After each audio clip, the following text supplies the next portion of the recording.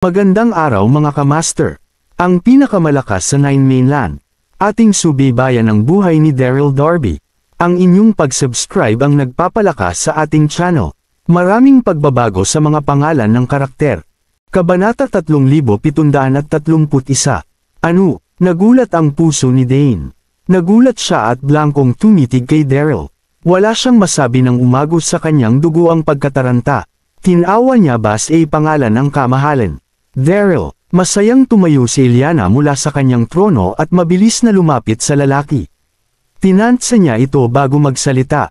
Ikaw talaga iyan, hindi ka patay, hindi ako makapaniwala. Labis ang kanyang tuwa, siya ang tipong malamig at malayo sa mga tao, pero ipinakita niya ang ibang parte ng kanyang pagkatao kay Daryl. Nagulat si Dane, mga sugo, at mga opisyal ng Underworld. Siya ba ang sikat na si Daryl mula sa 9 Mainland? Hindi ba't nilamon siya ng chaotic vortex 3 taon na ang nakaraan? Sumulyap si Illyana kay Dane at nagsalita. Dane, nakababatang, kapatid ko si Daryl at isa siyang bayani ng 9 continents. Alam mo ba kung ano ang magiging kaparusahan mo sa hindi magalang na pag-asal sa kanya? Hindi malakas ang kanyang boses pero matindi ang kadakilaan nito. Matinding namawis si Dane. Muli siyang lumuhod at nampag ang ulo sa sahig. Pakiusap, patawarin mo ako, iyong kamahalan. Pagtapos ay kinausap niya si Daryl. Iyong kamahalan, kasalanan ko ang hindi ka nakilala. Pakiusap, maawa ka at patawarin ako. Hindi hihingi ng tawad si Dane kung ibang tao lang ito. Nagkaroon siya ng mga pribilehyo dahil sa kanyang posisyon sa Ghost World. Subalit si Daryl ay bayani ng 9 Mainland at kaibigan siya ni Illyana. Hindi siya magtatangkang magdulot ng mas matinding pangyayari bukod sa nagawa na niya. Ikinuwi ni Daryl ang kanyang kamay at nagsalita. Huwag kang mag-alala, hindi kita sinisisi. Salamat, iyong kamahalan. Pinunasan ni Dane ang pawis na nasa kanyang noo at gamaan ang kanyang loob nang magbuntong hininga siya. Pagtapos ay umalis siya sa hall. Anong nangyari, Daryl? Paano mo nagawang makatakas sa chaotic vortex at bumalik dito? Bahagyang nakangiti si Illyana nang magtanong siya. Huminga ng malalim si Daryl at mapait na ngumiti. Mahabang istorya, umabot ng mahigit 10 minuto bago niya masabi sa babae ang nangyari sa kanya. Natahimik sa gulat ang lahat ng nasa hall nang marinig nila ang istorya nito. Hindi sila makapaniwalang naging 9 Mainland Sage ang lalaki. Nagkaroon ito ng katayuang pangalawa sa 9 Heaven Emperor. Ngumiti si Daryl at inilabas niya ang Devil-Sealed Mirror.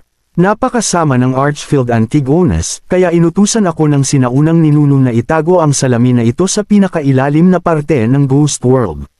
Napakahalaga nito, kaya hindi natin ito dapat patagalan. Panipi, seryosong sambit ni Daryl. Tumango at nagsalita si Illyana. Sasama ako sa iyo. Pagtapos ay dinala niya ang lalaki sa kailalimang bahagi ng Ghost World para itago ang salamin at ikulong ang Archfield Antigonus. Pareho silang bumalik sa punong hall matapos ng kanilang gawain. Daryl, paniguradong hindi mo narinig ang tungkol sa nangyari sa legendary Island of Dragons mula noong bumalik ka. Seryosong sambit ni Illyana. Kabanata 3732. Nagulat si Daryl nang marinig niya iyon at mabilis siyang nagtanong. Anong nangyari? Bahagyang nagbuntong hininga si Illyana at nagsalita. Kalahating buwan na ang lumipas nang magpadala ang Godly Region ng isang sugo na may pangalang Rogert para i-set up ang Heavenly Alliance sa 9 Mainland para muling isaayos ang mundo ng mga cultivator. Marami sa mga sekta ang sinaluhan siya. Magaling manloko si Rogert, at 2 araw lang ang nakalipas nang pinamunuan niya ang pag-atake laban sa legendary Island of Dragons. Matapos ang matinding paglalaban ay natalo ang Green Dragon Clan at sumuko sila rito. Pinag-uusapan namin kung anong gagawin sa sitwasyong iyon bago ka dumating. Nagbago ang ekspresyon ng mukha ni Daryl sa kanyang narinig. Kaya, pala malayo ang isla, pero paano nanalo ang isang sugo laban sa mga dragon? Mayroong mali doon. Nginitian ni Daryl si Illyana at nagsalita. Salamat sa pagsabi sa akin ng lahat ng ito. Kailangan ko nang umalis. Magkita na lang tayong muli. Parang walang pakialam ang tingin sa kanyang mukha nang sabihin niya iyon, kung saan salungat sa naramdaman niya. Hindi niya kailanman naisip na napakaraming pagbabago ang nangyari sa 9 Mainland noong 3 taon siyang nawala. Samantala, sa mansyon ng pamilya Carter, nakaupo sa sala sina Dax, Chester, Yvette, at ang iba pa habang seryoso ang tingin sa kanilang mga mukha, naging labis na mabigat ang kapaligiran. Nakatanggap sila ng balita tungkol sa nangyari sa legendary Island of Dragons bago ang araw na iyon. Walang makapaniwalang natalo ang makapangyarihang mga dragon. Pagtapos ay natanggap nila ang imbitasyon sa pagpunta sa selebrasyong ginanap ng Heavenly Alliance. Alam ni Chester na hindi ganoon kasimple ang mga bagay, kaya nagtawag siya ng pagpupulong. Uncle Chester, dapat ba tayong pumunta sa selebrasyon? Tanong ni Ambrose. Kahit na siya ang sectmaster ng Elysium Gate ay kinakausap niya pa rin si Chester pagdating sa mahahalagang bagay. Sa tingin ko ay isa itong patibong. Mapapalibutan tayo ng panganib kapag pumunta tayo. Isang taksil si Robert at hindi niya tayo hahayaang mabilis na makawala. Pahayag ni Yvette. Tumango si Chester bilang pagsang. Ayon, tama ka. Napasuko na ng Heavenly Alliance ang Green Dragon Clan at maaaring tayo na ang kasunod. Anong dapat ikatakot? Ako ang magdedesisyon, sabi ko ay pupunta tayo. Isa tayo sa pinakamalakas na sekta sa Nine Mainland. Magiging katawa-tawa tayo kung hindi tayo pupunta. Ang pinaka hindi magandang maaaring mangyari. Kailangan natin sila kalabanan hanggang kamatayan. Galit na sigaw ni Dax. Hindi alam ni Chester kung matatawa o maiiyak ba siya. Kalma, Dax. Sa tingin mo ba ay tsansa tayong manalo kapag nanalo na sila laban sa Green Dragon Clan? Dito nakasalalay ang buhay ng tatlo sa malalaking sekta, hindi dapat tayo magpadalos-dalos. Tumango sina Yvette, Yvonne, at iba pang mga babae bilang pagsang-ayon. Tama, hindi dapat tayo magpadalos-dalos. Tama ang kapatid nating si Chester. Dapat tayong magplano. Nakaramdam ng galit si Dax sa mga salita. Anong dapat nating gawin? Dapat ba o hindi ba dapat tayo dumalo? Tahimik na nagkatinginan ang lahat, hindi nila alam kung anong dapat nilang gawin. Pupunta tayo. Narinig ang malakas at malinaw na boses galing sa sala. Hindi mapakali ang puso ng lahat nang marinig nila ang boses. Ang boses na iyon, siya nga. Kabanata 3733. Lahat ng nasa sala ay mga malapit na kaibigan ni Daryl o di kaya'y mga kamag-anak, kaya kaagad nilang nakilala ang boses ni Daryl. Gulat sila na patayo sa kanilang kinauupuan at mabilis na lumabas ng kwarto. Naging blanko ang kanilang isipan at nagsimulang magtubig ang kanilang mga mata nang makita nila ang gwapo at matangkad na lalaki habang mapaglarong nakangiti at nakatayo sa labas.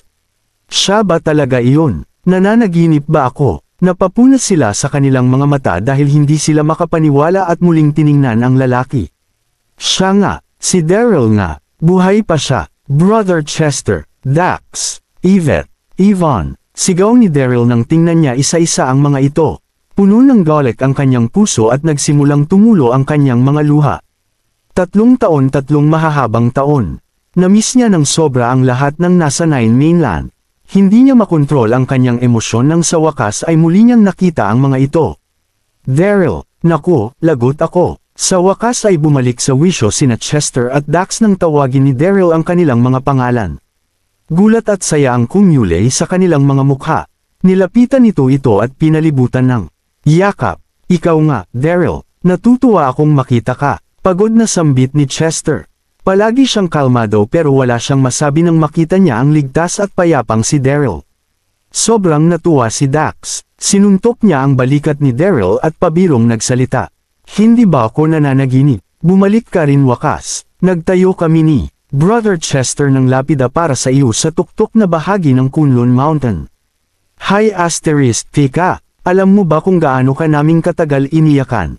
Hindi ko maaari. Ipagpasaakan mo ito sa pamamagitan ng pag-iinom. Nakangiti ito habang umiiyak. Akala niya'y patay na si Daryl, kahit ang macho na lalaking katulad niya ay hindi mapigilan ang pagtulo ng mga luha nang makita niya ang nakatayong si Daryl sa kanyang harapan. Natawa si Daryl, naantig siya. Ako ito, okay, bumalik ako. Maaari tayong mag-inom kung gusto niyo, pero baka hindi ako makatagal. Mas lalong himigpit ang yakap ng tatlong magkakapatid, hindi naalis ang ngiti sa kanilang mga mukha. Daryl, narinig ang banayad at nanginginig na boses ng isang babae. Gumilid sina Chester at Dax at hindi nagudyok. Huminga ng malalim si Daryl at nginitian ang babae. Yvette, Kabanata 3734. Nang inig si Yvette habang dahan-daang niyang nilapitan ang lalaki. Hindi makapaniwala ang tingin sa maganda niyang mukha. Ikaw ba talaga iyan, Daryl? Hay, hindi ako nananaginip, hindi ba? Hinimas nito ang mukha ng lalaki habang sabik ang tingin sa kanyang mga mata.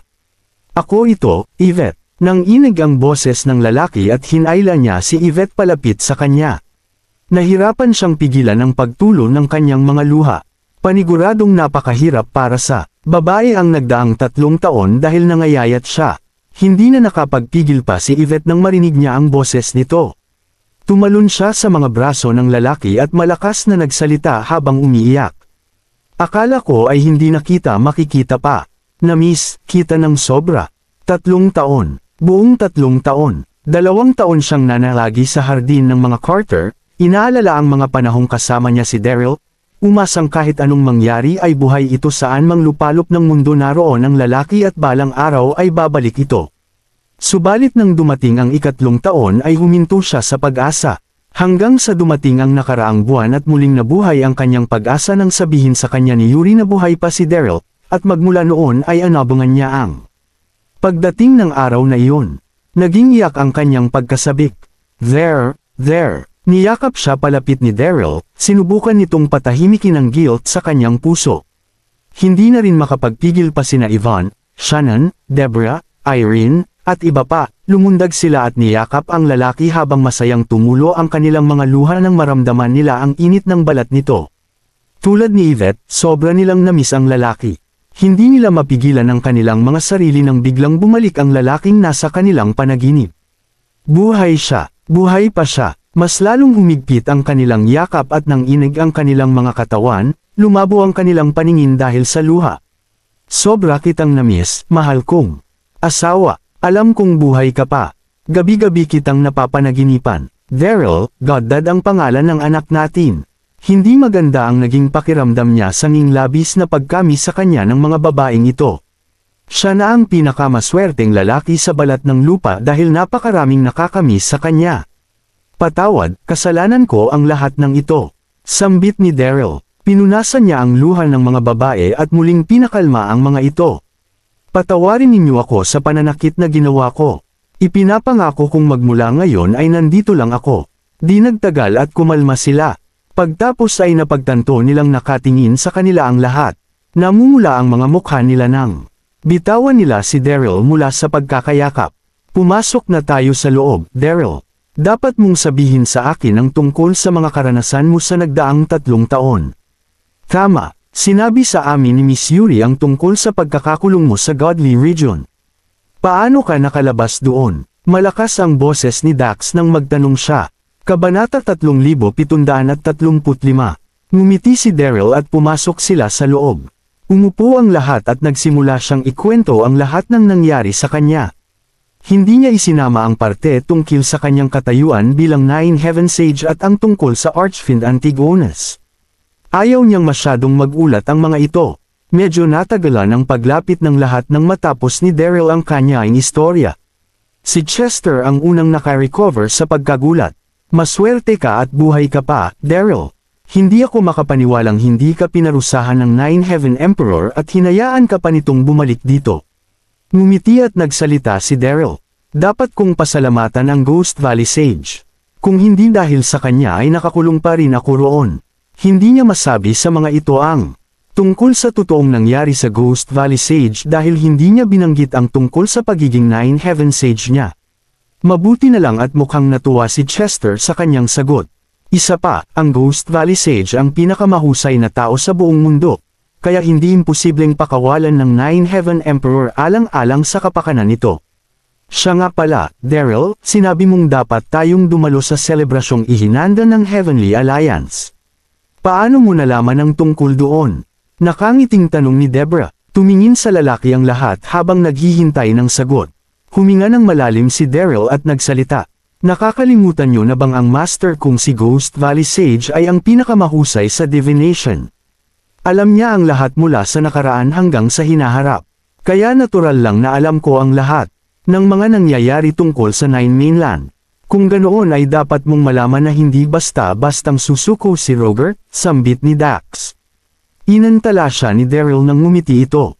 Huwag kang mag-alala, hindi ako natatakot sa Nine Heaven Emperor kaya bakit ako mag-aalala sa isang sugo. Magaling, napagdesyonan na ang lahat, sama-sama tayong pupunta. Sambit ni Chester. Kalmadong umiling si Daryl, nagsalita ito. Hindi, mag-isa akong pupunta. Malaki ang kanyang tiwala na walang gagawin sa kanya si Robert dahil siya ang Nine Heaven Sage, ang sumunod na posisyon sa Nine Heaven Emperor. Nagulat ang lahat. Hindi maaari. Sinong nakakaalam kung anong gagawin ni Robert? Masyadong delikado kung mag-isa kang pupunta. Seryosong sambit ni Yvette. Tumango ang lahat bilang pagsang-ayon. Tama, masyadong mapanganib kung mag-isa kang pupunta. Hindi ito maaari. Nakauwi ka na. Huwag kang pagpadalos-dalos sa pagkilos. Naantig si Daryl sa sinabi ng mga ito at sa wakas ay sumang-ayon siyang samahan ni Deborah. Samantala, sa isang malayong lambak, sa kailaliman ng malaking bundok sa timog silangang bahagi ng Yellow Sea Continent. Mayroong kakaiba at magandang tanawin ang lambak, pinalibutan din. Ito ng sinaunang gubat. Mataas at matayog ang bundok, hindi madaling mapuntahan ang lambak. Tinawag itong Cloud Valley dahil buong taon itong pinalibutan ng mga ulap at hamog. Sa kailaliman nito ay ang pinakamisteryoso at tago na sekta sa Yellow Sea Continent ang Cloud Valley Sect. Ilang libong taon nang naroon ang Cloud Valley Sect at mayroon itong magandang nakaraan. Hindi eksaherado kung sasabihing walang sekta sa buong Yellow Sect Continent ang may kukumpara sa mahabang kasaysayan ng Cloud Valley Sect. Kabanata 3736. Subalit isinarili ng Cloud Valley Sect ang lahat, kaya iilan lang ang nakakakilala sa kanila. 60 taong gulang na ang edad ng kanilang sect master na si Kranos Blanc. Malakas ang kapangyarihan nito at bihasa rin siya sa Chinese metaphysics. Siya ang pinakamahusay sa lahat ng mga nagong sect master. Sa plaza sa likod ng manor ay maayos na nakaposisyon ang mga alagad ng Cloud Valley Sect, lahat sila ay pinag-aralang maigi ang kasanayan sa martial art. Nagbigay ng mga gawain si Kranos kada ilang sandali habang nakaupo sa isang gilid. Bigla silang may naramdaman na pagyanig mula sa dikalayuan. Napahinto ang lahat ng mga alagad at nakita ang pagtataka at takot sa kanilang mga mukha. Subalit nanatiling nakaupo si Kranos, pero madilim ang ekspresyon ng mukha. Nito, mabilis na lumapit ang isang matanda at magalang na kinausap si Kranos. Master, galing sa ipinagbabawal na lugar ang mga pagyanig. Maaaring ito ang paglitaw ng kayamanan. May mga kakaibang pangyayari katulad nito sa nakalipas na 20 taon kung saan mayroong lilito na kayamanan. Nagkagulo ang buong plaza at lumabas ang pagkasabik nilang lahat. Lumingon sila at tumingin kay Kranos, umasang mayroon ng kayamanan malapit sa manor. Nanatiling malamig ang ekspresyon ni Kranos. Umiling at nagsalita ito, tigilan mo ang pagsasalita ng mga walang kabuluhan. Mas posible ang magkaroon ng problema sa isinasaliksik kong porma sayon. Hindi niya maitago ang gulo sa kanyang tingin kahit nakalmado ang kanyang ekspresyon. Nabigo ang lahat sa kanilang narinig. Hindi sila nasabik. Ama, sigaw ng isang lalaki na nasa edad 20, mayroon itong matalas na features. Siya ang nag-iisang anak ni Kranos. Matagal nang matalino si Skyler, magmula pa noong bata siya. Isa siyang bihirang henyo sa cultivation. Nalampasan na niya ang Martial Emperor level noong 15 taong gulang pa lamang siya at mas lalo pa siyang lumakas. Hindi nakapagtatakang kung hindi lang dahil sa sinaunang panuntunan ng pamilya Blanc tungkol sa ipinagbabawal na paglalakbay sa mundo ay ibinaliktad ni Skyler ang mundo ng cultivation. Anong nangyayari, Ama? Bakit biglang nanggaling ang pagyanig mula sa ipinagbabawal na lugar? Tanong niya nang nakalapit siya kay Kranos. Wala kang dapat ipag-alala, paniguradong may nangyari sa isinasaliksik kong porma sayon. Pagtapos ay lumingon siya sa kanyang mga alagad at nagsalita. Tumuloy kayo tulad ng dati at huwag magpabagal-bagal. Di nagtagal at bumalik silang dalawa sa sikretong silid sa ipinagbabawal na lugar. Normal ang lahat. Walang senyales na may sira ang pormasyong binuo ni Kranos. Nagtanong ang nagtatakang si Skyler. Walang mali rito, Ama. Maayos ang porma sayon kaya saan nanggaling ang pagyanig. Seryoso ang tingin sa mukha ni Kranos. Sa halip ay wala itong sinabi at naglakad papuntang pader at binuksan ang nakatagong mekanismo. Nang sumunod na segundo ay nakita nila ang madilim na lagusan. Nagulat si Skyler. Ilang beses na siyang nagpunta sa sikretong lagusan pero, iyon ang unang beses na nalaman nilang may lagusan pala sa likod ng pader. Kabanata 3737. Huminga ng malalim si Kranos at sinabing, huwag na kayong magtanong, sundan niyo lang ako. Mayroong di mawaring kaseryosohan sa mukha nito. Pumasok siya sa lagusan habang nakasunod ang naguguluhang si Skyler.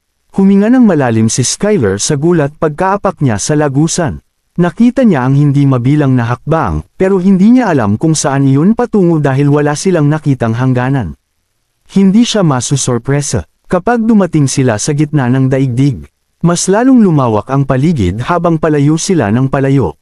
Hindi niya kailanman inakalang mayroong kuweba sa ilalim ng manor.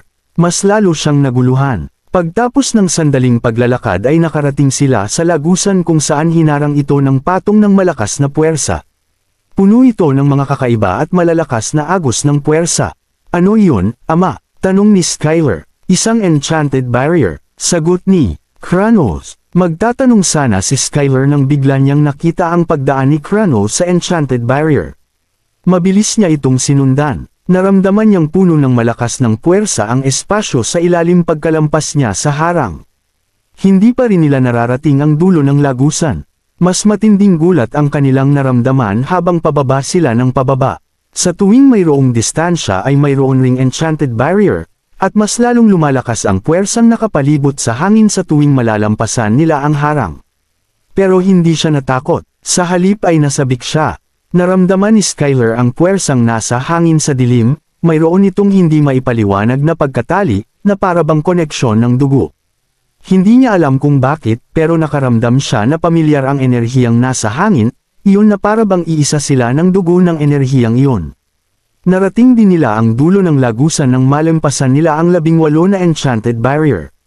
Sinalubong sila ng bukas na espasyo na kasing laki ng buong Cloud Valley, nasa gitna nito ang malaki at hugis bilog na batong entablado. Nakaupo ang isang malaking anyo habang may suot itong itim na armor, hindi siya gumagalaw sa tuktok ng batong entablado. Mukhang wala itong buhay, parabang naging baton rin siya gaya ng kinauupuan niya. Gayunpaman, nakaramdam si Skyler ng paghirap sa paghinga at pagkagulat. Sino iyan? Mukhang matagal na siyang patay. Paniguradong kakaiba ang husay ng taong ito dahil mayroon pa rin siyang nakakatakot ng puwersa kahit hanggang kamatayan. Biglang napukaw ng hugis luha na kristal ang kanyang atensyon, lumutang ito sa harap ng malaking anyo. Kasing laki ng kamao ang kristal at naglabas ito ng makinang na liwanag at nakakatakot na aura. Doon napagtanto ni Skyler na nanggaling sa kristal ang enerhiyang kanyang naramdaman. Ano ang kayamanang iyan? Sino ang lalaking iyan? Skyler, Kabanata 3738. Alam mo ba kung anong ginawa ng ating ninuno? Tanong ni Kranos. Bakit mo natanong, Ama? Magmula noong bata ako ay palagi mo nang sinasabing isang walang takot na cultivator ang ating ninuno. Di katagalan ay pinwersa siyang mamuhay sa malayo sa Cloud Valley dahil sa hindi pagkakaunawaan sa mundo ng mga cultivator. Lahat ng iyon ay naitala sa libro ng kasaysayan ng ating pamilya na ipinasa sa ilang henerasyon. Umiling at nagsalita si Kranos. Hindi totoo ang lahat ng iyon. Ano? Hindi totoo ang mga nakatala sa libro ng kasaysayan ng pamilya. Gulat na gulat si Skyler habang nanginag ang kanyang utak. Para bang nahulaan niya kung anong iniisip ni Skyler, nagsalita si Kranos. May tinatagong malaking sikreto ang aming pamilya, at kaugnay ng sikretong iyon ang kaligtasan ng ating pamilya. Mahalaga ito, kaya naman tanging para sa mga ordinaryong miyembro lang ang nakatala sa libro ng kasaysayan ng pamilya.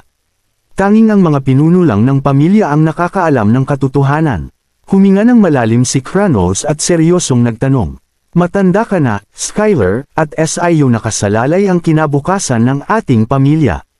Kaya naman dapat mong malaman ang katotohanan ngayon. Hindi isang tao ang ating ninuno, kundi isa siyang demonyo. Nabuhay ang mga demonyo matapos mabuo ang daigdig at kung saan nabuhay ang masasamang iniisip ng Great God na si Pangu. Kaya naman palagi silang problema ng mga Diyos, ang nabuhay na mabubuting kaisipan ni Pangu.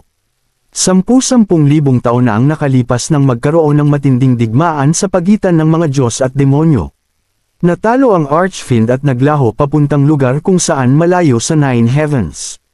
Winasak din ng mga Diyos ang ibang demonyo, pero nagawang makatakas ng ating ninuno. Para makatakas sa panghahabol ng mga Diyos, nagtago ang ating ninuno sa lahat ng sulok ng daigdig at dinagtagal ay nailigtas ng isang babaeng tao. Pagtapos ay, nahulog ang dalawa sa isa't isa. Nang magkaroon sila ng anak, nagdesisyong mamuhay ang ating ninuno sa malayo na lugar bilang isang tao at napili niya ang Mainland bilang kanyang huling pahingahan. Iyon ang totoong istorya kung paano nabuo ang ating pamilya, ang pamilya Blanc. Nang inag ang utak ni Skyler. Hindi siya makapagsalita. Demonyo ang ninuno ng pamilya Blanc. Nagtagal ng 10 segundo bago siya naka-recover sa pagkagulat. Sinulyapan niya ang malaking anyong nasa batong entablado, napalunok at nagtanong. Ama, ibig ba nitong sabihin ay katawan ng ating ninuno ang anyong nasa batong entablado? Tumango si Kranos. Oo, ano ang bagay na lumulutang sa kaniyang harapan? Tanong ni Skyler. Huminga ng malalim si Kranos bago magsalita. Iyan ang kaluluwa ng demonyo. Gumamit ng ibang inerhaya ang mga donyo, tao, at mga Diyos para sa kani-kanilang pag-cultivate. Mayroong elixir field ang mga tao. Fairy soul naman ang mayroon sa mga Diyos, at fin soul sa mga demonyo. Noon ay nagtamo ng malubhang sugat ang ating ninuno habang tumatakas. Namatay siya hindi katagalan pagtapos ipanganak ng una niyang anak. Bago siya mamatay ay inilabas niya ang kanyang fin soul mula sa kanyang katawan para maaari itong manahin ng kanyang mga inapo. Pagtapos ay tinuro niya ang mahabang lagusan sa kanyang likuran at nagsalita. Binuo niya ang 18 enchanted barrier sa sikretong lagusan bago siya namatay. Ginawa niya iyon para magtago sa paghahanap ng mga Diyos sa pamamagitan ng paglayo sa aura ng fin soul. Masyadong matindi ang lahat ng mga impormasyon para maproseso ni Skyler. Hinsi ba't kalabisan ang ginawa niyang iyon? Anong mapapala ng pag-iwan sa kanyang fin soul? Kung hindi man lang niya nagawang manalo laban sa mga Diyos noon. Tumawa si Kranos at nag-iisip niyang tiningnan ang lalaki. Diyan ka nagkakamali. Hindi iniwan ng ating ninuno ang kanyang fin soul para makapaghiganti ang kanyang mga inapo. Iniwan niya ito para muling mabuhay ang Archfin. Ang ating ninuno ang pinagkatiwalaang general ng Archfin. Kayang maramdaman ng kanyang fin soul ang pag-iral ng Archfin. Noong ay naniwala ang ating ninuno na hindi namatay ang Archfin nang matalo ito ng mga Diyos, dahil ito ang naging pisikal na presentasyon ng Great God Pangu. Kaya naman iniwan niya ang huling pamanang ito para sa pinuno ng ating pamilya. Kumulo ang dugo ni Skyler sa pagkasabik ng pakinggan niya ang mga sinabi nito. Ano ang nasa loob ng pamana? Nabanggit ng kayamanan na ang kakaibang pangyayari ay ang patunay na naramdaman ng fin soul ang pag-iral ng Archfin. Kapag nangyari ang bagay na iyon, maglalakbay sa mundo ang pamilya Blanc at hahanapin ang Archfin sa pamamagitan ng pagmana sa kapangyarihan ng fin soul. Pagtapos ay dapat ay pangako ng pamilya Blanc and kanilang katapatan sa Archfin habang buhay. Paniguradong kakaibang pangyayari ang pagyanig na nabanggit sa pamana. Sa madaling salita, naramdaman ng fin soul ang presensya ng Archfin.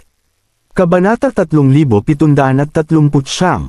Sinubukan kontrolin ni Thanos ang kanyang pagkasabik, tinitigan niyang maigi si Skyler at nagsalita.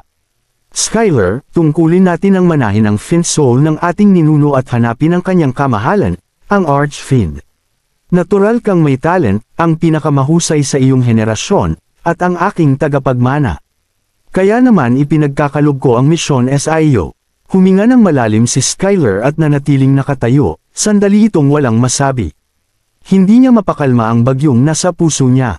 Magiging imposibleng manatiling kalmado ang kahit na sino pagtapos ng lahat ng iyon. Palagi niyang naramdaman na may mas higit na rason para sa ginawang pagkulong sa sarili ng kanyang pamilya, pero hindi niya inakalang lubos itong nakakagulat. Anan ang dapat kung gawin ngayon, ama? Tanong ni Skyler nang sa wakas. At naproseso na niya ang lahat. Tiningnan ni Kranos ang lumutang na fin soul at nagsalita. Ipasok ang fin soul sa itong katawan.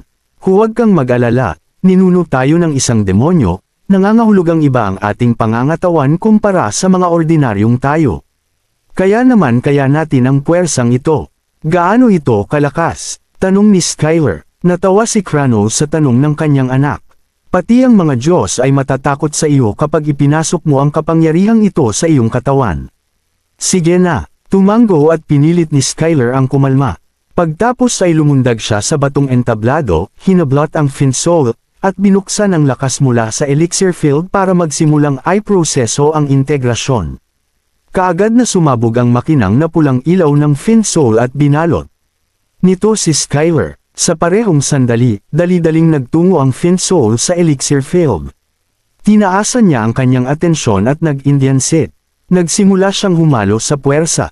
Nagsimulang magningning ang mga mata ni Kranos at sikretong nagdasal sa kanyang puso. Ninuno, pakiusap, bigyan ninyo ng basbas ang batang ito para maging matagumpat ang paghalo ng inyong Finsoul sa kanyang katawan. Lumipas ang araw at sabik na iminulat ni Skyler ang kanyang mga mata. Matagumpay niyang nahigop ang lahat ng kapangyarihan sa Finsoul. Naramdaman niya ang labis na paglakas niya. Bilang bonus ay natutunan niya ang isang bagong pamamaraan ng pag-cultivate, ang Sky Fiend. Huminga siya ng malalim. Walang pag-alangan siyang nagsimulang mag-cultivate gamit ang Sky Field na pamamaraan ayon sa formulasyong nasa kanyang isipan. Hindi maipaliwanag ang pagkasabik ni Kranos. Nagsimula siyang tahimik na bantayan ang anak mula sa isang gilid. Lumipas ang isa na namang gabi, matagumpay na naisagawa ni Skyler ang Sky Fiend Cultivation Method. Magtatagal sana ng kalahating buwan bago niya ito may siguro kung wala siyang Finsoul. Labis na natuwa si Kranos nang makita niya ang matagumpay na pagpasok ng Finsoul sa katawan ng kanyang anak. May natutunan din itong bagong pamamaraan ng pag-cultivate. Puno ng pagmamahal at papuri ang mga mata ni Kranos nang magsalita siya. Sobrang proud ako sa iyo, Skyler. Tatawagan ko ang lahat ang iaanunsyo ang pag-angat sa pagkulong sa mga sarili ng pamilya Blanc. Pagtapos ay ipapasa ko sa iyo ang posisyon bilang pinuno ng ating pamilya.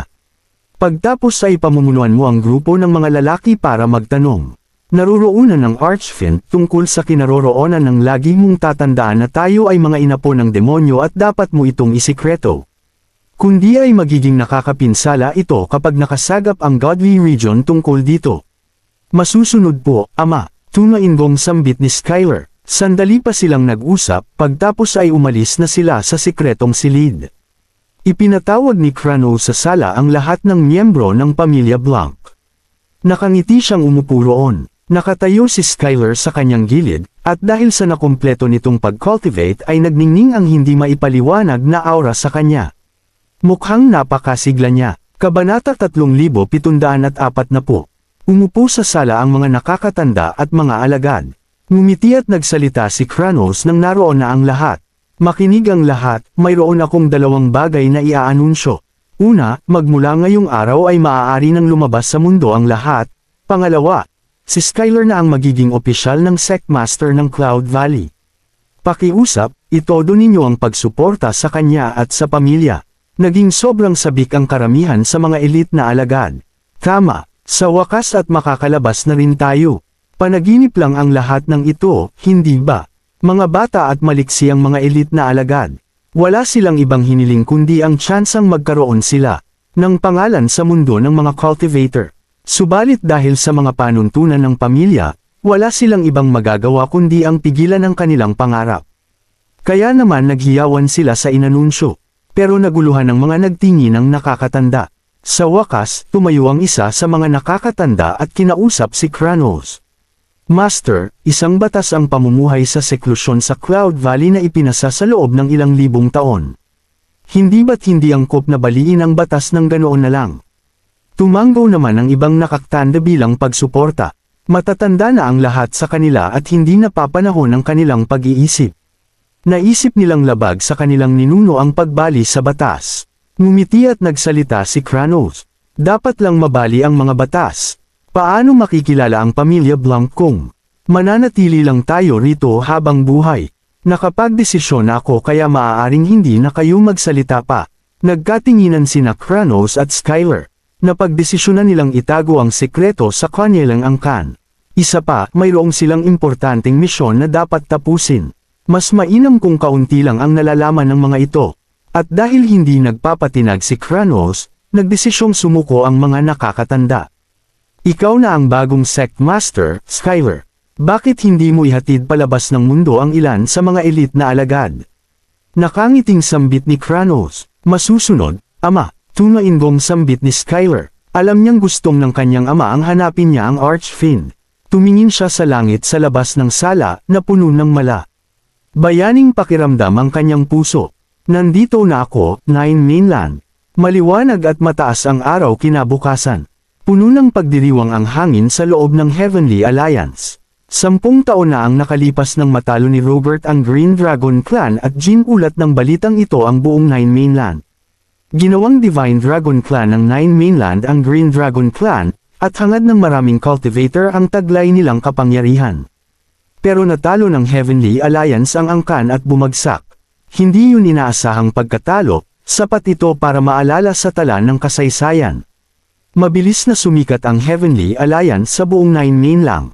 Pagtapos ay nagdesisyon si Robert na magdiwang at inimbita niya ang lahat ng naglalakihang sekta sa Nine Mainland para dumalo sa pagdiriwang para lalo pang mapagtibay ang prestihiyo ng Heavenly Alliance. Ito na ang araw ng pagdiriwang.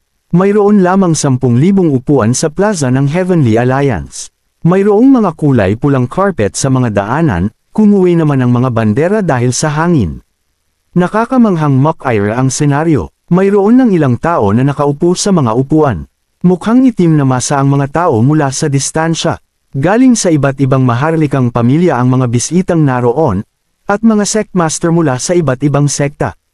Kabanata 3741. Hindi nagtagal, dumating ang lahat ng mga bisita at hinintay na makapasok si Robert. Biglang nagkagulo sa pasukan ng handaan. Lahat ng mata ay napalingon sa pinanggalingan ng kaguluhan at natigilan sila sa kanilang nakita. Isang lalaki at isang babae ang naglalakad papunta sa kwarto. Ang lalaki ay mukhang gwapo at malamig, at ang babae ay matikas at maganda. Sila ay walang iba kundi sina Daryl at Deborah. Sa kanilang pagpupulong sa Carter Manor, napagdesisyonan ng lahat na samahan ni Deborah si Daryl sa pagdiriwang. Siya ang dating sect master ng Artemis Sect, at siya ay malakas at nagtataglay ng pambihirang diplomatikong kasanayan. Dapat niyang tulungan si Daryl na gumawa ng anumang mga desisyon sa mga kritikal na sandali. Maraming lalaki ang nabighani sa kagandahan ni Deborah. Siya ang diyosa ng Great East, at nakasuot siya ng isang matingkad na kulay rosas na damit na nagpatingkad sa kanyang perpekto at sexy na figure. Ang S-shaped curve ng kanyang katawan ay halos mabaliw sa mga lalaki. Ang ganda, siya ay tunay at ubod ng ganda. Siya ang dating sect master ng Artemis Sect. Wow! Tiyak na nabubuhay siya sa kanyang reputasyon. Nagpatuloy sila sa pagtingin sa kanya habang pinagchichismisan siya. Sino yung lalaki sa tabi niya? Sigaw ng isang tao mula sa karamihan. Agad na napalingon ang lahat kay Daryl. Si Daryl ba yun? Napatulala sila at nakatayong nakaugat sa kanilang lugar. Di ba siya natangay ng magulong puyo ng tubig? Paanong buhay pa siya? Nanatiling walang kibo si Daryl sa lahat ng iyon. Inilibot niya ang kanyang mga mata sa karamihan at nakita niya ang ilang pamilyar na mukha tulad ni Master Leonard mula sa Wudang Sect, Master Reed mula sa Shaolin Sect, Master Naomi Grand mula sa Xiaoyao na sekta, at marami pang ibang sect masters mula sa Gaia Continent. Masaya siyang makita ang mga ito, kaya dali-dali siyang nagtungo para salubungin sila ni Deborah. Master Leonard, Master Reed, kamusta na kayo? Nakangiting tanong ni Daryl. Laking gulat nila nang makita siya. Nang si Daryl ay natangay sa magulong puyo ng tubig mga 3 taon na ang nakalilipas, lahat ng mga sekta na malapit sa Elysium Gate ay nagsagawa ng kanilang sariling mga alaala para kay Daryl.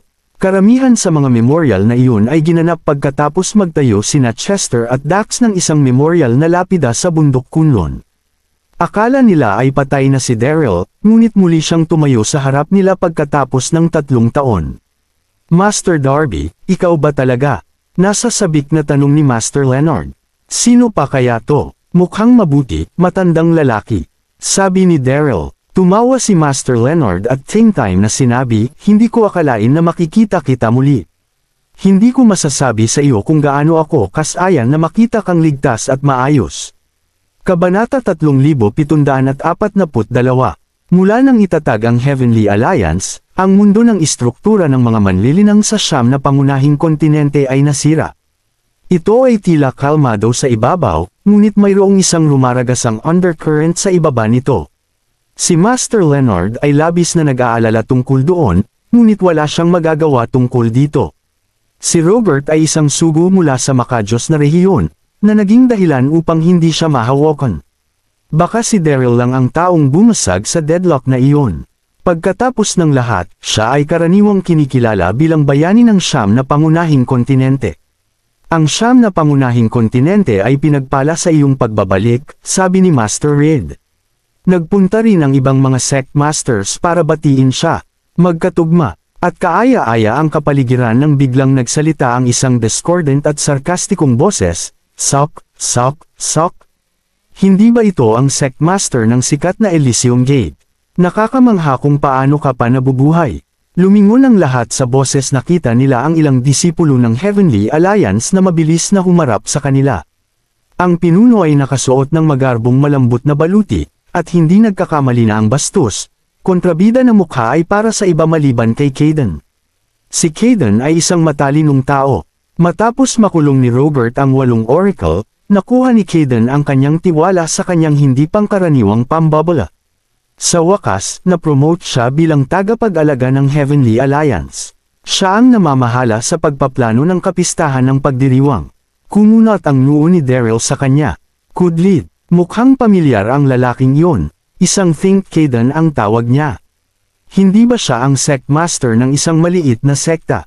Mukhang maganda ang pakikitungo sa kanya ng Heavenly Alliance.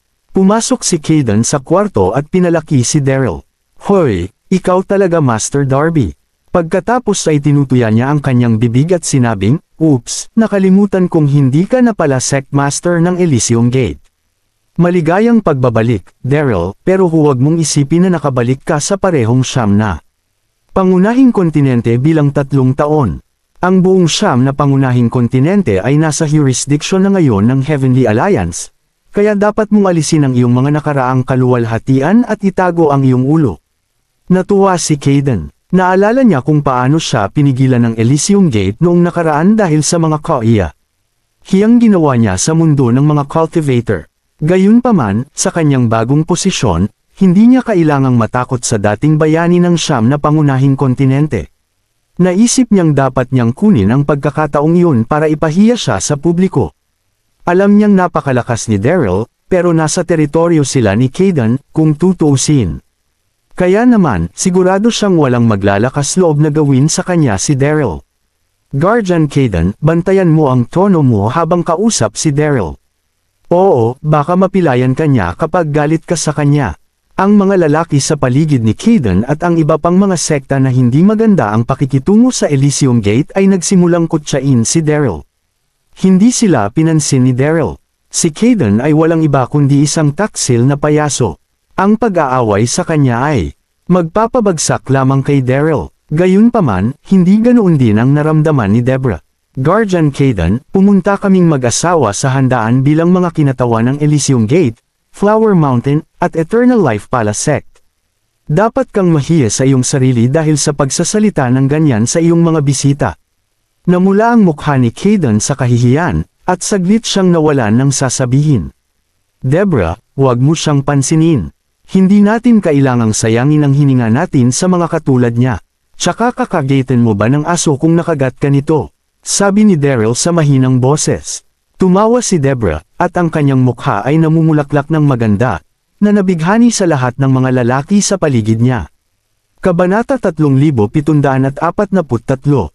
Pabulong na nagsalita si Daryl, pero rinig na rinig ni Kayden ang lahat ng sinabi niya dahil nakatayo ito malapit sa kanya. "Ano ang sinabi mo?" Galit na sigaw ni Kayden. Walang kwenta siya. Ang lakas naman ng loob niyang tawagin akong aso. Ako ang guardian ng Heavenly Alliance. Ako ang magiging katatawanan ng lahat kapag nakahiga ako niyan. Kaagad, pinalibutan ng mga disipulo ng Heavenly Alliance si Daryl, na naging stolid ang ekspresyon. Kumunat ang noo ni Deborah at malamig na sinabi, "Kayden, ganyan ba ang pakikitungo mo sa lahat ng mararangal mong bisita?" Napangisi si Kayden at, sa makapangyarihang boses, ay nagsabi, "Wala akong ibang intensyon, ngunit dapat humingi ng tawad si Daryl sa."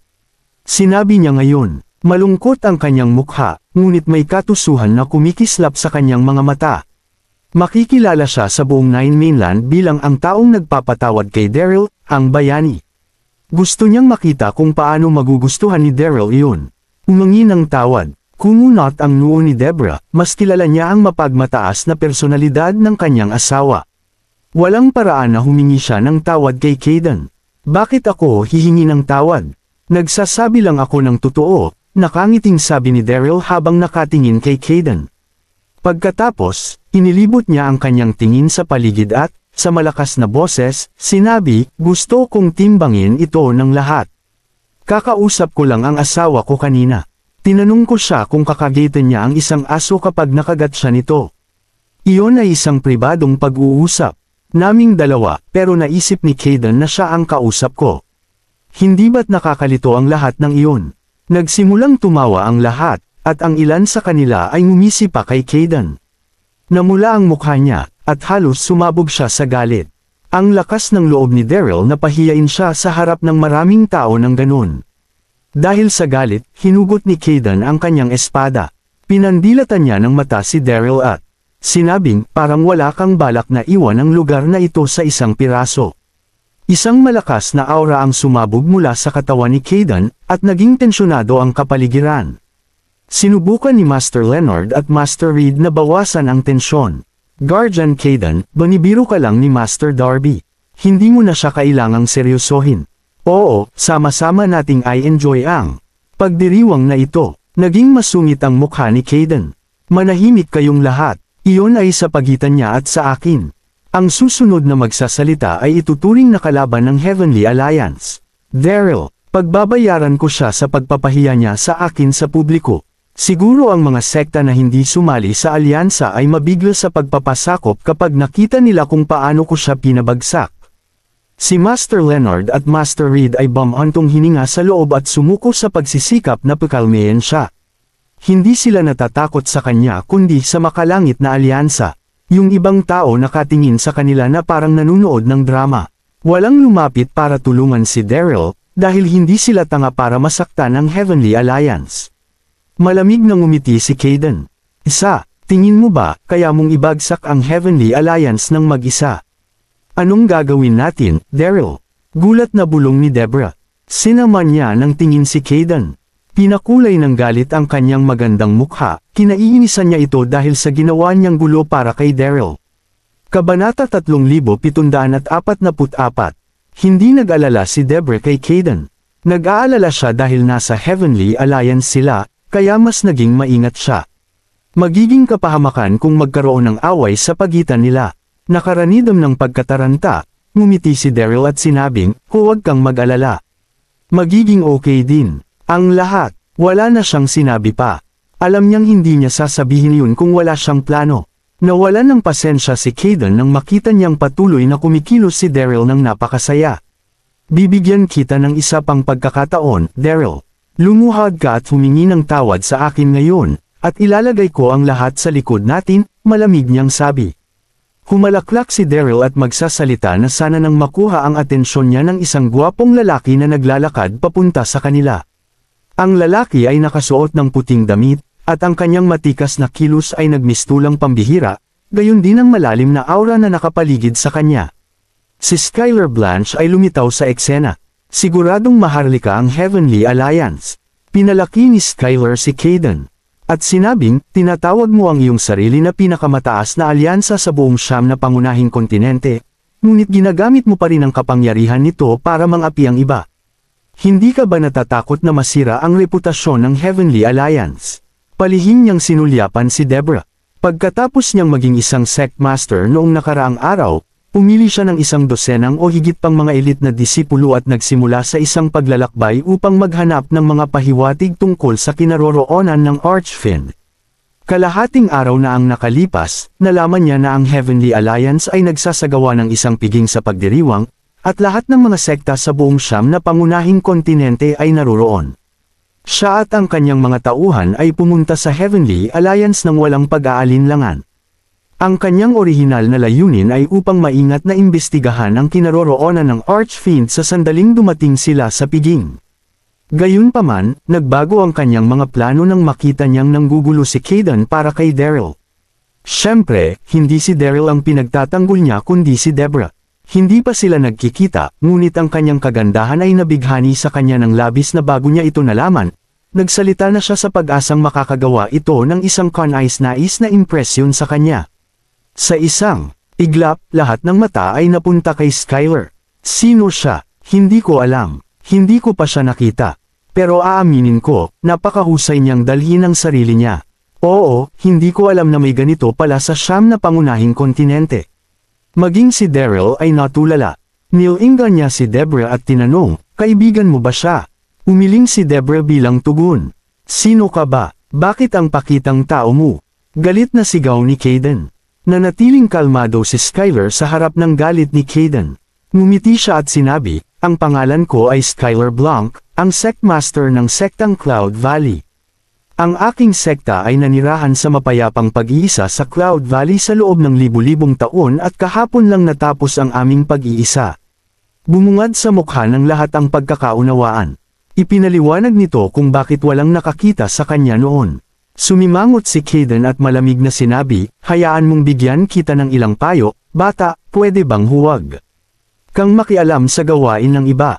Pakialaman mo yung iyo. Ngumiti si Skyler at sinabing, humihingi ako ng paumanhin sa pagpunta ko rito ng walang imbitasyon, ngunit hindi ko bibitawan ang pagkakataong sumali sa alyansa sa langit. Pagkatapos, bumagsak ang kanyang mukha habang sinasabi niya, para sa akin, ang Heavenly Alliance ay ang tagapagtaguyod ng hustisya.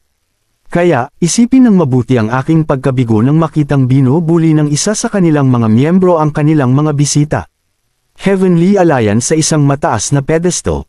Umiling siya na parang nanghihinayang sa naging desisyon niya, pero bago yun ay muli niyang sinulyapan si Deborah para makita ang reaksyon nito. Hindi maipaliwanag na napahiya si Caden. Kabanata 3745.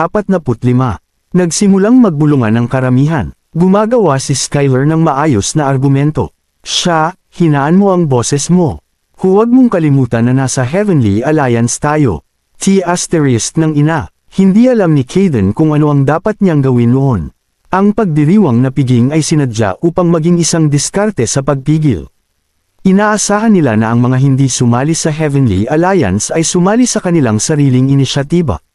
Gayunpaman, tila na diskeril ng mga salita ni Skyler ang plano. Gusto niyang kumilos laban kay Skyler at itaboy siya, ngunit magiging kontraproduktibo ito.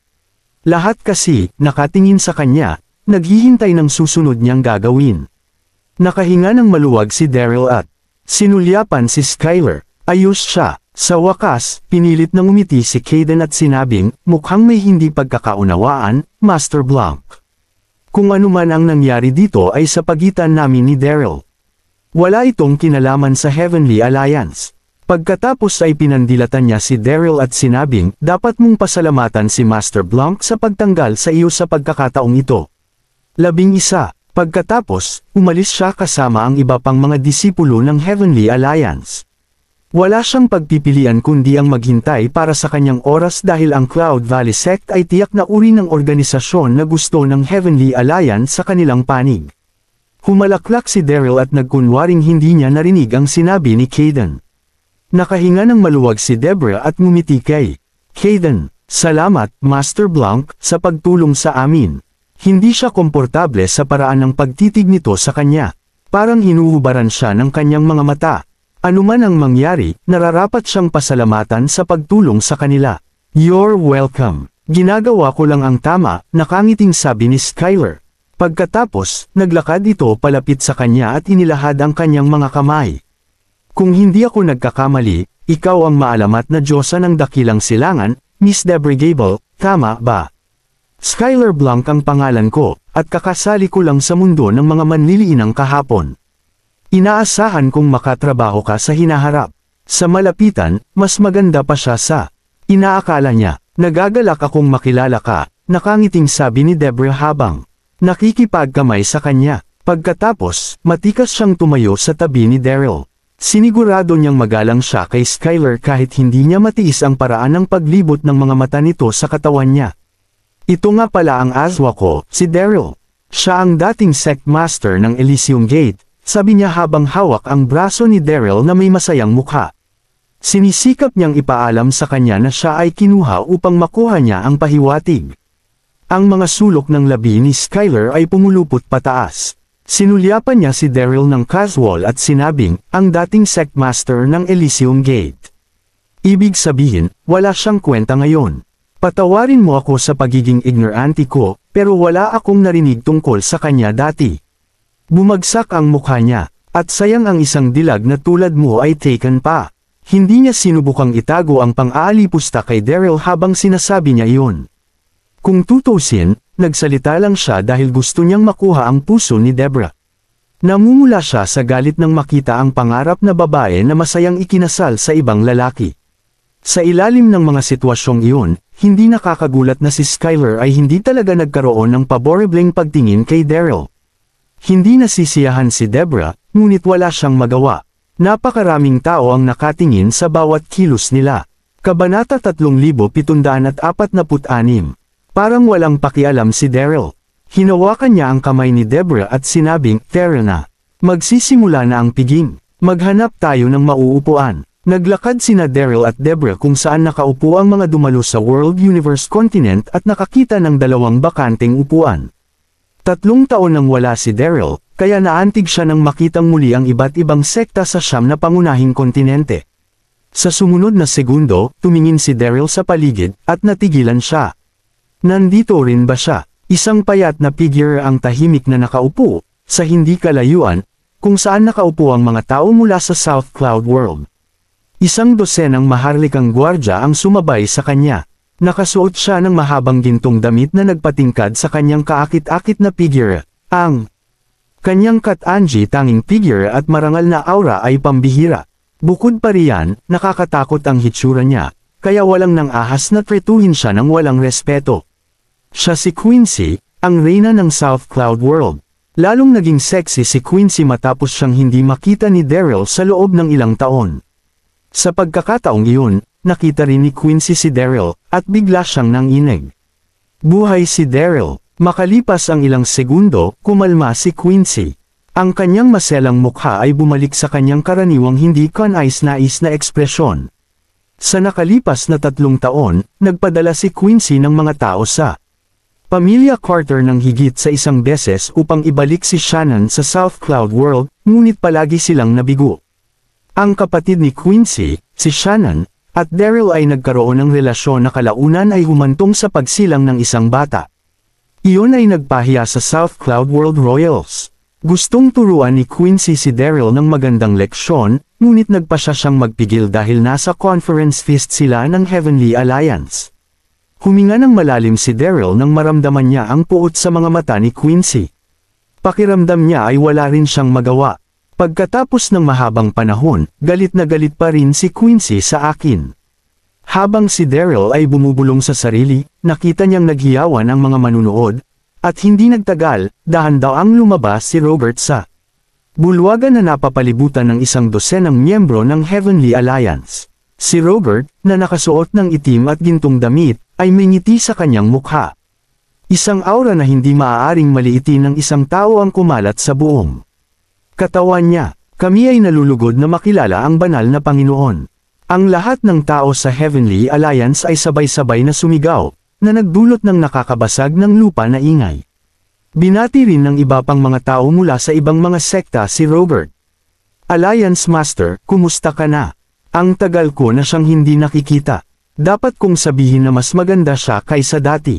Kahit na ang mga sektang iyon ay hindi sumali sa Heavenly Alliance, hindi sila nang ahas na maging walang galang kay Robert. Pagkatapos ng lahat, si Robert ay isang messenger mula sa Godly Region, at nilabag din niya ang legendary Island of Dragons ilang araw na ang nakalipas. Sino ang maglalakas loob na mapunta sa kanyang maling panig? Maganda ang mood ni Robert nang marinig ang bati ng mga tao sa paligid niya. Tumingin siya sa paligid at ngumiti. Lahat, ipinagmamalaki ng Heavenly Alliance na lahat kayo ay makakarating sa pagdiriwang na piging na ito sa gitna ng inyong abalang schedule. Umupo, lahat. Magpahinga. Pagkatapos, pumunta si Robert sa pangunahing upuan, umupo, at itinaas ang kanyang baso ng alak. Halika, mag-toast tayo. Pagkatapos, itinaas ng mga tao sa paligid niya ang kanilang mga tasa. Hindi nagtagal, ang lahat ay nagkaroon ng kaunting inumin. Hindi rin nagtagal, iminuwestro ni Robert si Grant na nasa tabi niya.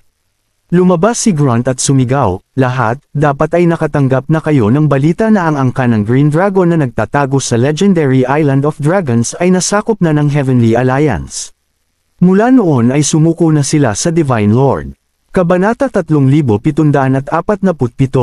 Ang Heavenly Alliance ay umuunlad.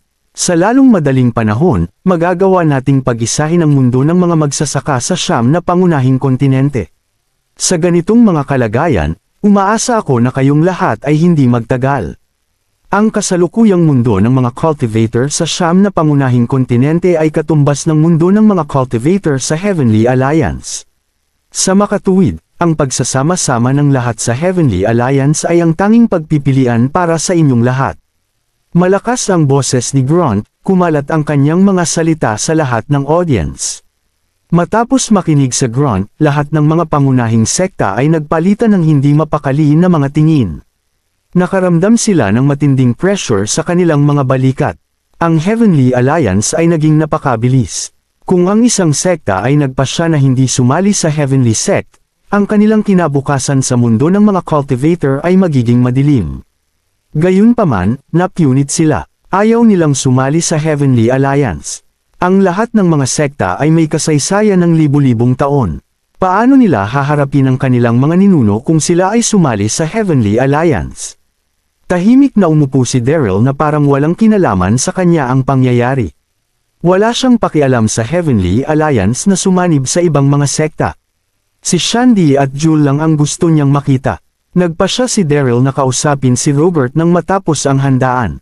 Saktong nagpatahimik ang lahat sa pagsasalita ni Grunt, nakarinig sila ng malakas na tawa. Pagkatapos, dahan daw ang lumakad pasulong ang isang gwapong figure. Nakasuot siya ng puti, at may kakaibang aura. Si Skyler iyon. Biglang napatingin si Robert at ang iba pang mga tao kay Skyler. Nagulat sila, hindi ba Skyler yun? Nabalitaan ko na nanggaling siya sa isang pamilya na naninirahan sa pag-iisa. Ano ang balak niyang gawin ngayon? Yung bata na naman. Nagulat din si Daryl. Nakatitig siya kay Skyler, naguguluhan siya. Siya ba ay nakakamangha? Ungol. Si Robert, nakaupo sa main seat, ay bamulong kay Grunt. Sino yan? Binantayan niya si Skyler nang kausapin niya si Grunt. Bata pa ang lalaki, pero malakas ang aura. Mabilis na tumugon si Grunt, banal na Panginoon. Si Skyler iyon. Siya ang pinuno ng isang pamilyang naninirahan sa kawalan. Pagkatapos, humakbang si Grunt at sumigaw, Skyler, anong ginagawa mo? May sasabihin ka ba tungkol sa Heavenly Alliance? Pinipigilan ni Grunt ang namumuong galit sa kanya nang tanungin niya si Skyler. Tinuturuan ko na sana ng leksyon si Daryl kung hindi lang ngayon si Skyler. Ano ang naiisip niyang gawin this time? Nakangiting tugon ni Skyler sa inis na tono ni Grunt. Ang sabi niya, huwag kang mapagod. Wala akong masasabi tungkol sa Heavenly Alliance. Sa kabaligtaran, sumasang-ayon ako sa sinabi mo kanina. Humarap na ako, ngayon para ipahayag sa inyong lahat na ang pamilyang Blanc ay sasali sa Heavenly Alliance. Namilog ang mga mata ni Skyler habang patuloy na sinasabi, sa tingin ko ay hindi ako tatanggihan ng Heavenly Alliance. Tama.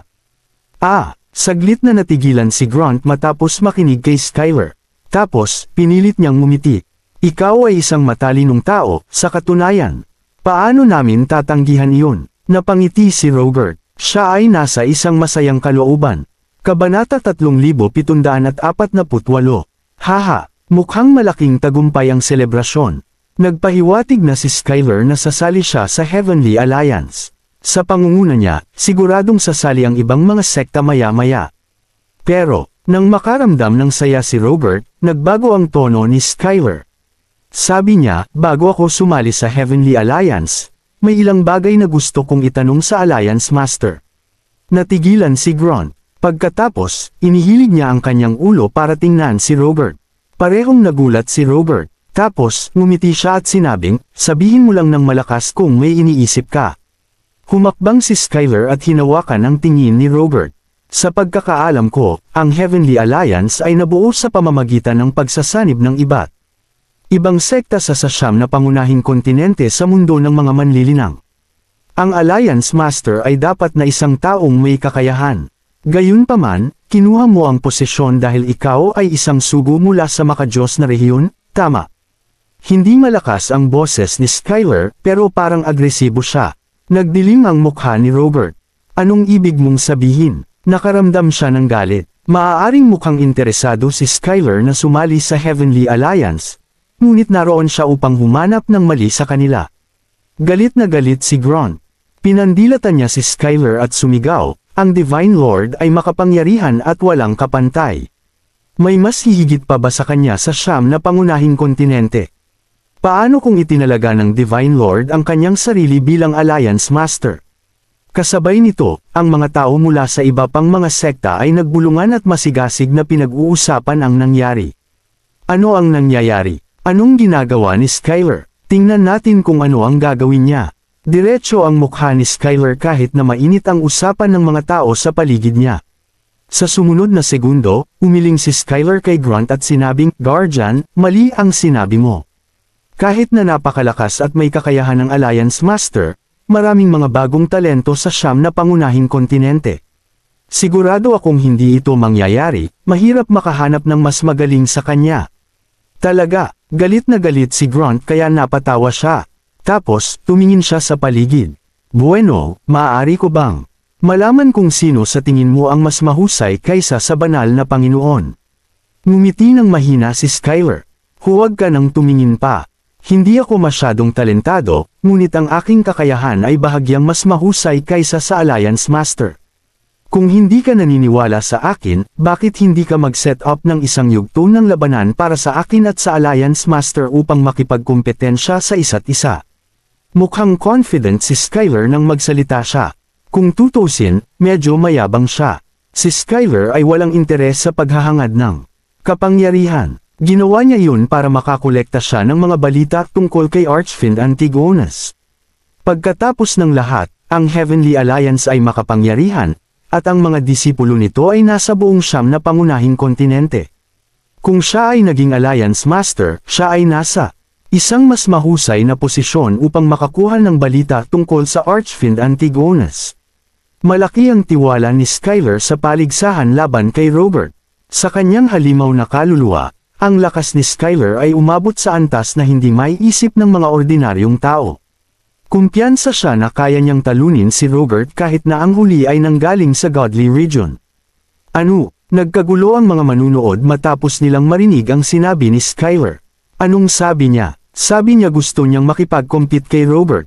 Napakayabang ni Skyler. Nanginginig si Deborah. Sabi niya, Daryl, baliw ba si Skyler? Hahamunin ba niya si Robert? Huminga ng malalim si Daryl. Aniya, sa tingin ko, hindi naman baliw si Skyler. Pero sigurado akong confident siya. Panoorin na lang natin kung anong mangyayari. Medyo naguguluhan din si Daryl. Nararamdaman niya na si Skyler ay nagtataglay ng matinding kapangyarihan sa kanyang katawan, naganap na naiiba sa kapangyarihan sa mga elixir field ng ibang mga manlilinang. Hindi mo ari ni Daryl kung ano yon. Matapos makuha ni Daryl ang kaluluwa ng engkanto, nakikita niya ang antas ng paglilinang ng lahat, ngunit si Skyler ay exception. Mayroon siyang masamang kaluluwa, at itinago niya ito ng mabuti. Mahirap para kay Daryl na malaman ang antas ng kanyang lakas. Kabanata 3749. Sa pagkakataong iyon, nag-react din si Robert. Tumingin siya kay Skyler na may kakaibang ngiti. Sabi mo gusto mo akong hamanin. Si Robert ay nakatingin ng masama kay Skyler nang sabihin niya iyon. Ang lakas ng loob ng isang ordinaryong tao na hamanin ako. Sino ang nagbigay sa kanya ng lakas ng loob na gawin iyon? Nagpakitang gilas lang ang batang iyon. Mayabang na tumayo si Skyler at tumango. Ano, hindi ba pwede? Ngumiti si Robert ngunit hindi sumagot. Hindi na napigilan ni Ungol. Humakbang siya at sinigawan si Skyler. Ikaw lang ang pinuno ng isang pamilya na naninirahan sa pag-iisa. Sa tingin mo ba ay kwalipikado kang hamanin ng Divine Lord? Sinabi mo, bang gusto mong lumaban sa isang laban? Ililibang kita. Ikanaway ni Grant ang kanyang kamay, at ang mga disipulo ng Heavenly Alliance sa paligid niya ay agad na nilisan ng isang lugar para ay set up ang battle stage. Humalaklak si Skyler at mahinahong sinabi, Guardian, hindi kita minamaliit, ngunit hindi mo talaga ako kapareha. Mangyaring huwag ipakita ang iyong mga pagkukulang. Tama si Skyler, Hindi niya inisip ang kakayahan ni Grunt dahil mayroon siyang halimaw na kaluluwa. Napahiya si Grunt, namula ang mukha, at agad na namula ang mga mata. Well, malakas ka magsalita, pero hindi ako sigurado kung kasing lakas ng bibig mo. Kailangan mong dumaan sa akin kung gusto mong makipagkompetensya sa Divine Lord. Galit na galit si Grunt. Bilang tagapag-alaga ng Heavenly Alliance, paano siya matitiis na pinag-uusapan siya ng pinuno ng isang pamilyang naninirahan sa hiwalay? Sige, walang magawa si Skyler nang patuloy na nagpumilit si Grunt. Dahil gusto mong isakripisyo ang iyong sarili, pagkatapos ay tutuperin ko ang iyong nais. Boss! Pagkatapos noon, isang nakakatakot na hininga ng aura ang lumabas mula kay Skyler. Sa isang iglap, tila tumitigil ang hangin sa paligid. Si Skyler ay isang bihirang henyo sa paglilinang. Bago ang Field Soul ay isinama sa kanyang katawan, ang kanyang lakas ay umabot sa ikalimang antas na pag-akyat sa langit. Lalong lumakas ang kanyang lakas pagkatapos niyang sumanib sa kapangyarihan ng halimaw na kaluluwa noong nakaraang araw. Napakalakas niya. Nagulat ang lahat. Dahan-daang itinaas ni Skyler ang kanang kamay. Kasing bilis ng kidlat ang kanyang figure nang sampilan si Grunt ng isang hampas ng palad. Nanginginig ang puso ni Grunt nang maramdaman ang bilis ng kidlat ni Skyler. Wala siyang oras para umiwas, kaya kailangan niyang hikayatin ang kanyang panloob na enerhiya at itaas ang kanyang kamay upang salubungin ang pag-atake. Ang ungol ay ng ahas na hindi maging pabaya, ibinuhos niya lahat ng panloob na enerhiya niya dito. Nang magtama ang dalawang palad ay nanginig ang katawan ni Grunt. Naramdaman niya ang pagbuhos ng nakakatakot na puwersa na dumarating sa kanya bago siya umatras ng 12-12 hakbang. Sa wakas, pinatatag niya ang kanyang anyo. Ang kanyang mukha ay mapotla at mahina, at siya ay nabigla. Parang ordinaryo ang Skyler na iyon, pero bakit napakalakas niya? Anong uri ng cultivation technique ang ginagawa niya? Hindi rin nakaimik si Daryl. Ang lakas ni Skyler ay napakalakas kaya't si Grunt, isang pangunang antas na pag-akyat sa langit, ay hindi makatanggap ng kahit isang strike mula sa kanya. At saka, hindi sana ipinakita ni Skyler ang kanyang buong potensyal. Biglang bumagsak sa halos hindi kabasag pinggan na katahimikan ng buong kapistahan. Natigilan ang lahat sa pagsabog ng lakas ni Skyler. Nagulat din si Robert. Sa sumunod na segundo, dahan-daang tumayo si Robert mula sa kanyang upuan at sinabing, Grunt, maaari kang tumabi. Hindi ikaw ang kapareha niya. Opo, Divine Lord, sagot ni Grunt habang tumatabi sa kahihiyan. Kabanata 3750. Ngumiti si Skyler kay Robert at sinabing, Alliance Master, kwalipikado ba akong hamanin ka ngayon? Inilagay ni Skyler ang kanyang mga kamay sa kanyang likuran, mukhang relaxed at magaan nang magtanong siya. Ngumiti ng mahina si Robert. Dahil gusto mong matuto sa akin, pagbibigyan kita ng hiling mo. Pagkatapos noon, kumislap ang figure ni Robert bago siya lumitaw sa gitna ng battle stage sa isang iglap. Sa sumunod na segundo, tumingin si Robert kay Skyler at sinabing, kung maaari mong talunin si Grunt sa isang galaw lamang, ang iyong lakas ay itinuturing na namumukod tangi sa siyam na pangunahing kontinente. Gayunpaman, gusto kong ipaalala sa iyo na sinasanay ko ang pamamaraan ng paglilinang ng makajos na rehiyon, kaya ikaw mas mabuting mag-ingat. May ngiti si Robert sa kanyang mukha, ngunit ang kanyang mga mata ay kumislap sa paghamak. Ayaw niyang kalabanan si Skyler. Ayaw niyang magpakababa, ngunit wala siyang pagpipilian dahil hinamon siya ni Skyler sa publiko. Kung tumanggi siya, magiging katatawanan siya. Naghiyawan ang mga manunood, lalo na si Grunt at ang mga disipulo ng Heavenly Alliance sa paligid niya. Tuwang-tuwa silang makitang tinanggap ni Robert ang hamon. Malapit nang kumilos ang banal na Panginoon. Hindi maarak ang lakas ng Divine Lord. Sigurado akong matatalo si Skyler ngayong gabi. Kasabay nito, ang iba pang mga sect master sa silid ay nakatingin din kay Robert, lahat sila ay may mga komplikadong ekspresyon sa kanilang mga mukha. Pumayag si Robert sa hamon ni Skyler. Kahit makapangyarihan si Skyler, hindi naman siya ang kalaban ni Robert. Oo, kung tutusin, taga-Diyos na rehiyon si Robert. Habang naghihintay na magsimula ang torneo, maraming tao ang nagbulungan at tinalakay ang pagkakaiba ng lakas sa pagitan nina Robert at Skyler. Sa sandaling iyon, si Deborah, na nakaupo sa tabi ni Daryl, ay may komplikadong ekspresyon sa kanyang maselang mukha. Bumulong siya kay Daryl, sino sa tingin mo ang mananalo? Huminga ng malalim si Daryl at umiling. Ang hirap sabihin. Naniniwala ang lahat na mananalo si Robert, ngunit hindi iyon inisip ni Daryl. Hindi alam ni Daryl kung bakit niya iyon naisip. Pakiramdam niya ay hindi, kasing simple nang nakikita niya si Skyler.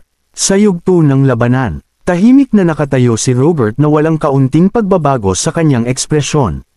Hinarap ni Skyler si Robert na may nakaka-relax na ngiti. Isang karangalan para sa akin na pulihin ako ng Alyansa Master. Nagdilim ang ekspresyon ni Robert habang sinabing, gayunpaman, dahil naglakas loob akong hamanin ka, hindi ako natatakot na masubitan o mapatay. Hindi mo kailangang maawa sa akin, kaya't maawa ka sa pag-atake mo mamaya. Labis na kumpiyansa ang naramdaman ni Skyler. Sinabi sa kanya ng kanyang ama, si Kranos, na hindi siya matatakot sa mga Diyos pagkatapos na matagumpay na may sama ang masamang kaluluwa. Nagdilim ang ekspresyon ni Robert matapos marinig ang sinabi ni Skyler. Malamig niyang sagot, okay, napakahusay. Medyo confident ka, tapos ilalabas ko na lahat mamaya. Nagpipigil ng galit si Robert nang sabihin niya iyon. Simula nang ako ay naging Alliance Master, walang nang ahas na guluhin ako. Nagpasya siyang patayin si Skyler mamaya. Maaari pa rin siyang magpadala ng malinaw na mensahe ng babala sa nakapaligid na malalaking sekta. Nanatiling kalmado si Skyler kahit na nararamdaman niya ang panginginig sa mga mata ni Robert. Nagtaas siya ng kamay. Alliance Master, ito ang lugar mo, at ako ang bisita. Baka malayo ka, pa. Masyadong tamad si Robert na ipagpatuloy ang hindi kinahinatnan ng usapan. Malamig siyang ngumuso at pinaganya ang kanyang panloob na enerhiya. Biglang lumabas ang nakakatakot na hininga ng aura mula sa katawan ni Robert. Ang mga sect masters mula sa ibang sects ay nagulat din sa biglaang pag-akyat ng nakakatakot na aura na iyon. Pakiramdam nila ay nasusuffocate sila. Kasabay nito, hindi nila namamali na isinaaktibo ang kanilang panloob na enerhiya. Makapangyarihan iyon. Kasabay nito, inactivate din ni Daryl ang kanyang kapangyarihan at nag-deploy ng protective barrier sa harap nila ni Deborah para tulungan si Deborah na hoiin ang mapang-ipong hininga ng aura ni Robert. Sa kabilang banda, kalmado ang ekspresyon ni Skyler habang nakatayo sa entablado ng labanan. Parang hindi siya naapektuhan ng mapang-ipong puwersa. To be continued. Maraming salamat po, mga kamaster. Paki-subscribe and hit the notification bell para sa susunod nating kabanata.